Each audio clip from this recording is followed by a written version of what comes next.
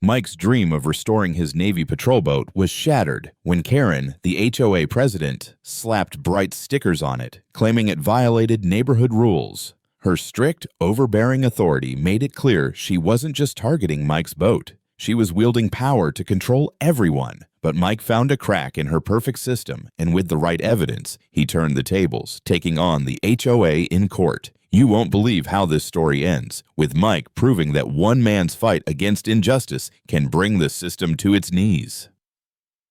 Part 1. Injustice Strikes.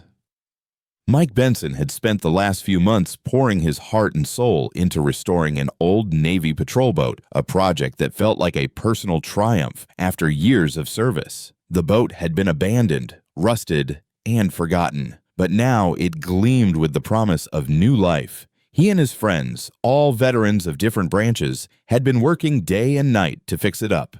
The plan was simple. They would sell it, make a good profit, and maybe take a trip together afterward, something they hadn't done in years. The boat was more than just a way to make money, though. It was a symbol. For Mike, it was a reminder of the brotherhood he had shared with his comrades. Every scrape of paint, every new engine part was a small victory, a moment of redemption after a lifetime of serving others. It had become his pride and joy, something to show the world that even after the military, you could build something worthwhile. But then came Karen. The day she moved in, Mike didn't think much of it. People came and went in the neighborhood all the time. It wasn't until Karen, the new president of the HOA, started showing up at neighborhood meetings with a list of rules, new rules, that things started to feel off. She was everywhere, her sharp eyes always scanning, assessing. If you had a lawn, it had better be the right shade of green. If you had a fence, it had better be 6 feet tall. Nothing escaped her gaze. And the boat? Well, that didn't escape her either. Mike hadn't expected her to take such an interest, but sure enough, Karen's first complaint came in the form of a letter. It was thick with bureaucratic language, one of those letters that felt like a threat, even when it didn't say anything outright. The boat violated HOA standards, it said. It was unsightly. It didn't belong.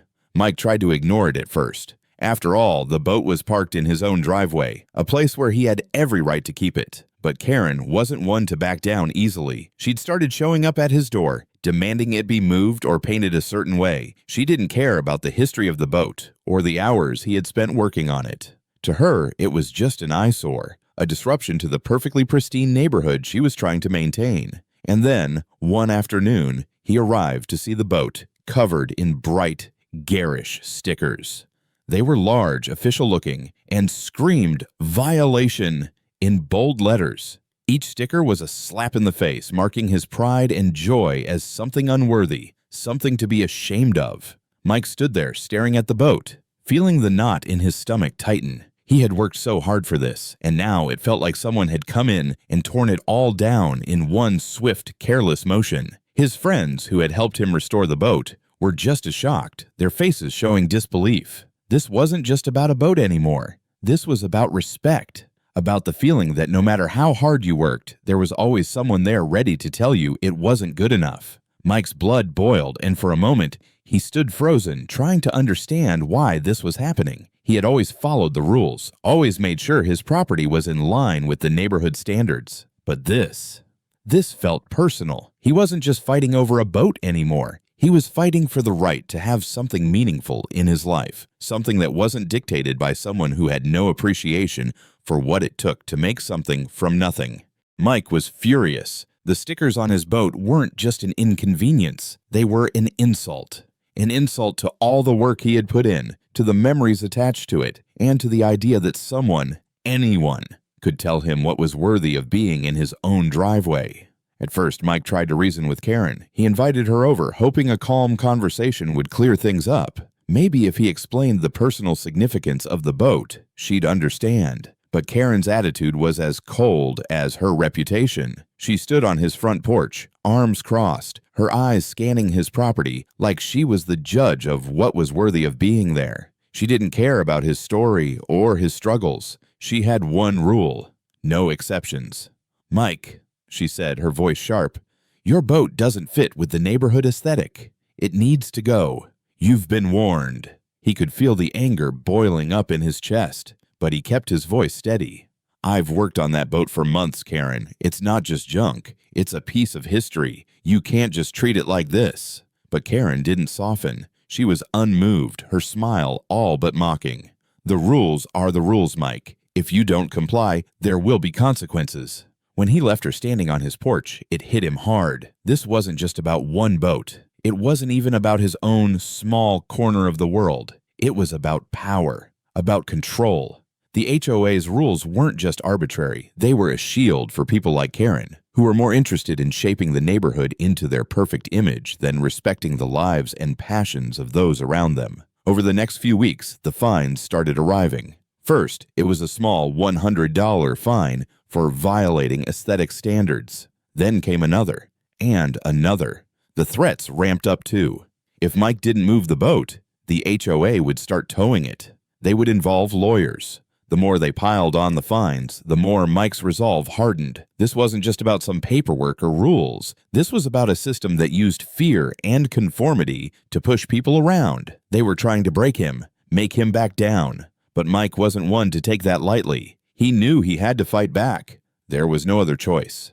Mike started collecting evidence. He took photos of the boat, showing how much work he'd put into it, the way it had been restored. He kept records of every letter, every fine, every phone call with the HOA. He made sure he had a paper trail, a way to prove that what they were doing wasn't just about rules. It was about something much darker. He reached out to his neighbors, the ones who weren't afraid to speak up.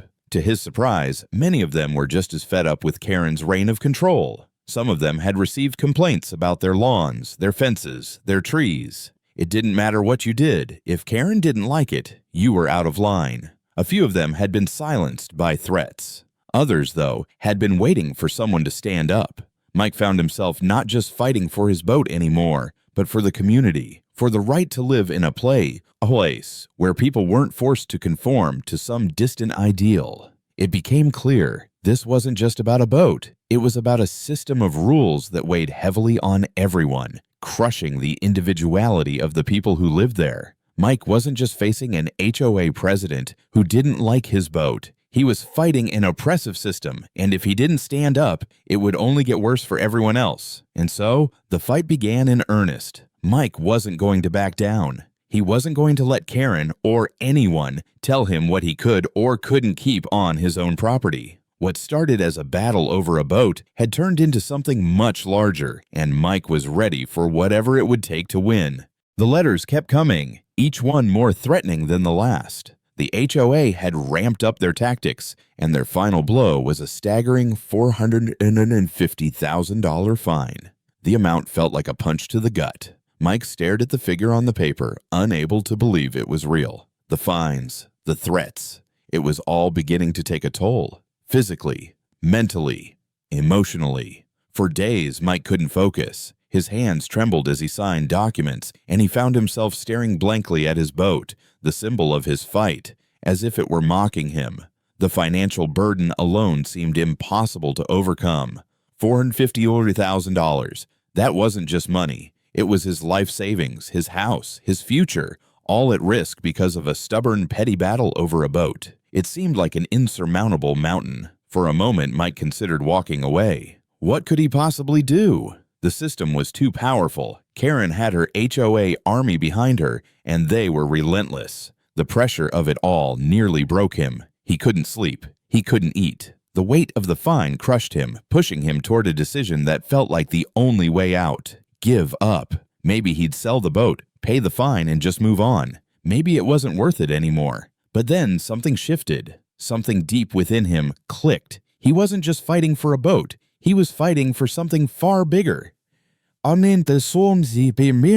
His right to exist, to have a voice in his own community, to stand up against a system that tried to trample over the people it was supposed to serve. He couldn't back down. Not now. Not after everything he'd been through. Mike decided to go on the offensive. The next few weeks were a blur of research and strategy. He spent countless hours poring over HOA bylaws and legal documents. His eyes burned from reading page after page of technical language, but Mike was determined. As he dove deeper, something became clear. The HOA wasn't as untouchable as it seemed. The bylaws they had relied on weren't as solid as they appeared. There were loopholes, inconsistencies, even areas of ambiguity. Karen's approach, her iron grip on the neighborhood, wasn't as invincible as she thought. She had relied on her position, on the fear she could instill in people. But fear was a tool, not a weapon, and Mike had found a crack in her armor. In those long nights, Mike felt something begin to change inside him. The weight of the fine was still there. The fear of losing everything was still real, but now he had something to fight with. He wasn't just defending a boat anymore. He was challenging an entire system, one that had made too many people feel small, helpless, and voiceless. Mike didn't know how long this fight would last. He didn't know if he'd win or if it would cost him everything. But he knew this. He couldn't let the HOA dictate his life. This was bigger than money, bigger than the boat. It was about taking a stand against a system that didn't listen, didn't care, and was willing to destroy lives to maintain its control. He made the decision. He was going to take them to court. Mike's legal battle wasn't just about getting rid of the fine. It was a challenge to the power of the HOA itself.